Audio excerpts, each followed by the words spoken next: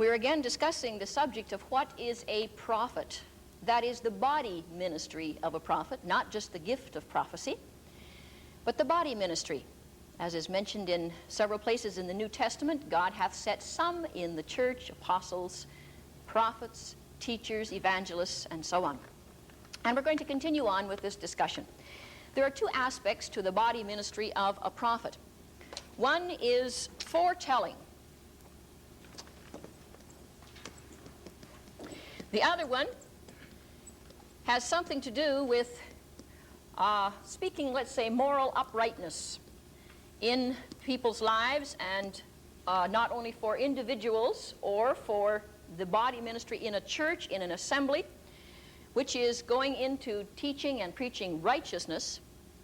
And this is a very valid thing. But if I were to use a modern term for a prophet today, which I think maybe we can probably relate to this better than the word prophet, would be a personal counselor.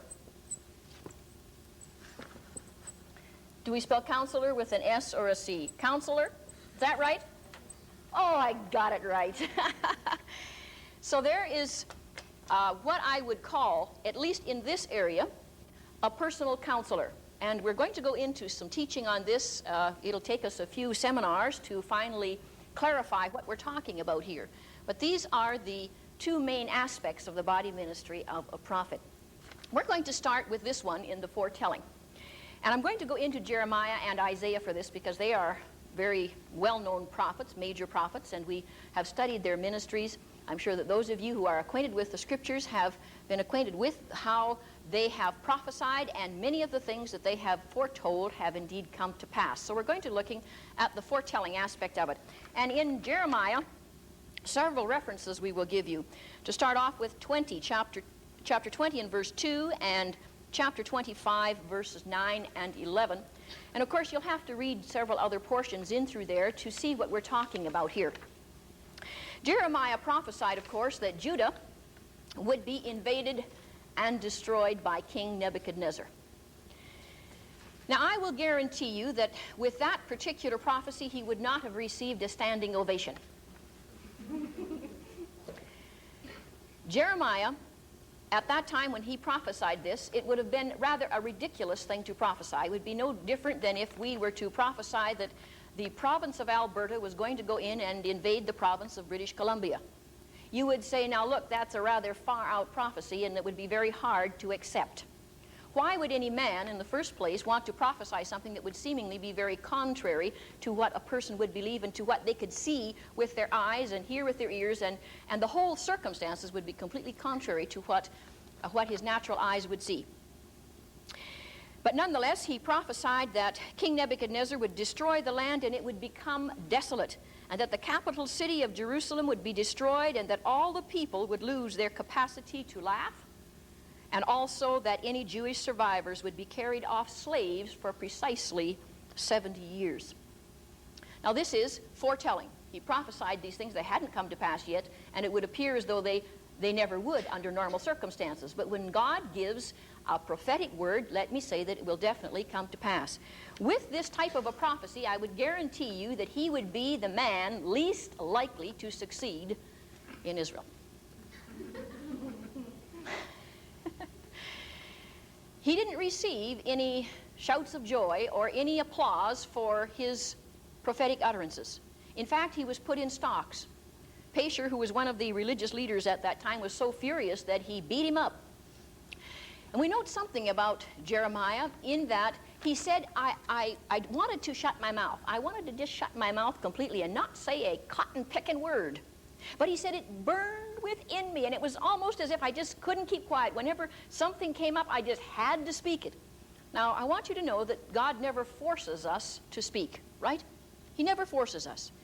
He will, let's say, woo us and win us and cause our determination to be such that we need to speak. But there are times when a person seems to be so compelled to say something that they just must do it, and Jeremiah felt this way.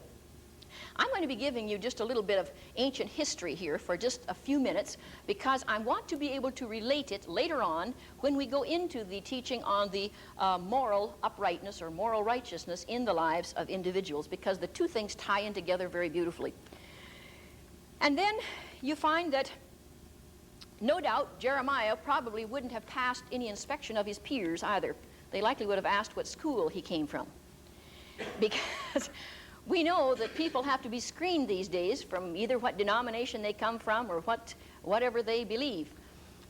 We studied, I believe it was last seminar, that a person does not come out of a theological seminary with the credentials, I am a prophet.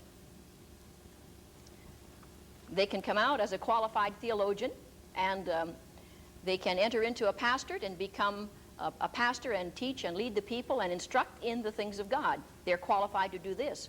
But I don't know any school that will bring prophets out of them and say, look, now you are qualified to become a prophet. Because this is something that God seems to ordain people in, and it seems to be something that is recognized that God himself is the one who ordains. Then we look in the life of Isaiah. And if you wish to write these references down, we will be checking Isaiah 13, chapter 13, verses 17 to 22, chapter 37, verses 35 to 38, and chapter 39, verses 5 through to 7. And when we look at these, we're going to see a number of factors. Of course, again, they're all around through those portions of Scripture. We will see the significance of what I'm saying right at this point. Now, Jeremiah prophesied that Jerusalem would be spared certain defeat and that King Sennacherib would be killed by his own sons. He also prophesied that Babylon would be completely destroy Judah and carry away all the treasures of Israel. That the surviving sons of the royal family would be eunuchs in the palace of Babylon, and this occurred 100 years later. I'm wanting to get these facts straight. That's why I'm reading them to you right now. He also prophesied that the mighty, invincible Babylonians would be conquered and so completely destroyed by the Medes that Babylon would never be inhabited again. I wonder if we realize the importance and the significance of that particular prophecy. Because at that time, Babylon was one of the 7 wonders of the world. And about 150 years after the prophecy, of course, the Medes and the Persians did come in, and we're going to tell you about how this particular prophecy came into fulfillment. At the time when, maybe we ought to take our scriptures first and look at Daniel 5, and then we can see the picture of it here as it's going to be given. That would probably be the best. And in verse 1 it says, Belshazzar the king made a great feast to 1,000 of his lords and drank wine before the 1,000. And then as you go down a few verses, you will find that he took the vessels of gold and silver out of the house of God, and they desecrated them, they drank wine out of them, and so on, and praised the gods of gold and silver, brass and iron. Verse 5 tells us that in the same hour came forth fingers of a man's hand and wrote over against the candlestick upon the plaster of the wall of the king's palace, and the king saw the part of the hand that wrote. Then it says the king's countenance was changed and his thoughts troubled him, so that the joints of his loins were loosed and his knees smote one against another. We don't have any difficulty recognizing this. He's scared silly. He calls the astrologers and the Chaldeans and the soothsayers, and he calls all of these characters that seemingly have been something in his workmanship through this time. And he says to them, look, tell me what the writing means on the wall. And they said, hey man, we don't know. We don't know. And then they called Daniel. And Daniel then comes in and he says, I will tell you what the meaning of it is. And he gives the meaning of the writing, and verse 25 tells it. This is the writing that was written. Mene, tekel upharsin. This is the interpretation of the thing. Mene, God hath numbered thy kingdom and finished it. Tekel, thou art weighed in the balances and art found wanting. Perez, thy kingdom is divided and given to the Medes and the Persians. Then commanded Belshazzar, and they clothed Daniel with scarlet, and put a chain of gold about his neck, and made a proclamation concerning him, that he should be the third ruler in the kingdom. And in that night was Belshazzar, the king of the Chaldeans, slain, and Darius the Median took the kingdom, being about 62 years old. Now this prophecy was fulfilled 150 years after the prophetic utterance of Isaiah. We were trying to describe to you before how it was that prophecy is given by God, and God reminds us something like a helicopter pilot who is watching a parade, and they can relay messages down to different places on the parade route. And of course, the people who are standing on the 3rd Street, they can't see when it begins, but the helicopter pilot can. So in essence, God relayed a message down to Isaiah over here, and he said, look, come later on time, then this particular place is going to be conquered by the Medes and the Persians. Then now it's just coming up to the corner before it turns the corner, the parade, and he relays a message now to Daniel. And Daniel now tells what the handwriting on the wall means. Then the parade turns and goes past one day only, and then you find the capture of what actually Isaiah has spoken of with regards to the capture and the fall of Babylon. Now Babylon, as I said before, was one of the 7 wonders of the world. Do you know that the walls around Babylon were 150 feet thick? And it tells us, we'll make these into bricks, it tells us that 6 chariots could run abreast across the top of these walls, and that underneath the walls flowed the river Euphrates. It was a fantastic city. You can imagine the size of the city and really what a beautiful city it was. The description of it surpasses my understanding, and I believe I have something here to describe a little bit of the city, with all of the ditches around it, the beautiful drawbridges, 25 magnificent avenues, 150 feet wide, ran across the city from north to south. The same number crossed them at right angles from east to west, making 676 great squares, each nearly 3/5 of a mile on the side. And it goes on to talk about all of the beautiful towers and plants and images and the beauty in the gardens. If you've ever studied ancient history, you would know the wonder of the city of Babylon. And so here is some crazy, crazy character getting up and prophesying that the city was going to fall. Who? I would like to ask you one question. Who in the face of God's globe would believe such a prophecy? They would say it's an utter impossibility. Isaiah, you stand completely alone. Nobody would stand with you. The same with Jeremiah with his prophecy. No one would stand with them. You would say, well, then why would God allow such a thing to take place? Well, I do know that God would equip his prophet, and he would cause the words that would be spoken by their mouths to be fulfilled. He would enable them to speak all that he commanded them to speak and to maintain the authority of it. Now, I'm going to relate a little bit later on this particular type of ministry where a person, as called a prophet, sometimes has to stand all alone in something that God gives them. And there's so many things that are an aspect to it. Right at this point, I just want to look into the story or the teaching of foretelling, and then we're going to go into the other side of the picture.